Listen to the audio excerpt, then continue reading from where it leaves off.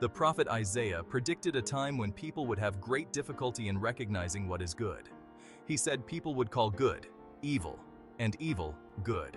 Some differentiations are not difficult to recognize, but others are. Here are a few good things easy to recognize. Kindness, helping those less fortunate. Forgiving others, helping the sick.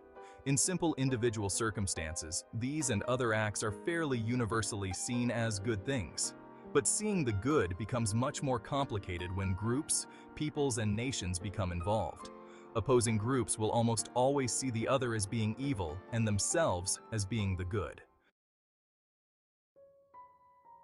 For instance, each extreme among the Muslims and Christians see themselves as good and the other as evil. The world is divided between socialist communist thinkers and capitalist free enterprise. Then you have dictatorships and freely elected governments. Is there some key available that the objective person can use as a guide? Fortunately, there is. This key is buried in examples from the past. Let's look at one of them. At the historical beginning of the United States, we had the Revolutionary War.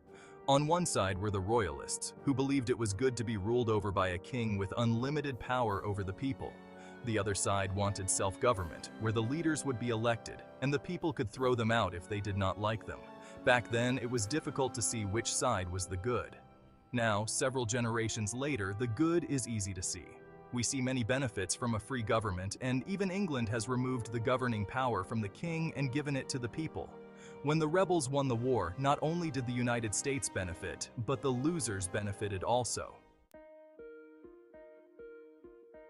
And this leads us to the key of discernment. Here is the principle behind recognizing the good. When the good prevails, the majority benefit, not only among those who win in the conflict, but among those who lose.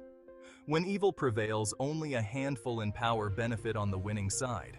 Most of the rest suffer or lose in some way, and are controlled through fear and indoctrination.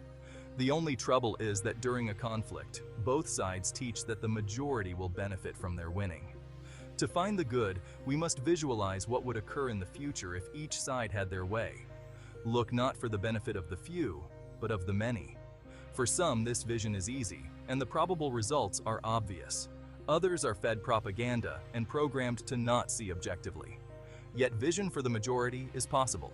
What is needed are teachers of light to make accurate vision easy to obtain. A call to action. Be the good you wish to see. The universe may be a complex and often confusing place, but within each of us lies the potential for good. We have the power to choose kindness, to seek understanding, and to fight for what is right. Let us embrace this power. Let us be the force for good that we wish to see in the world. For in the words of the ancient proverb, it is better to light a candle than to curse the darkness.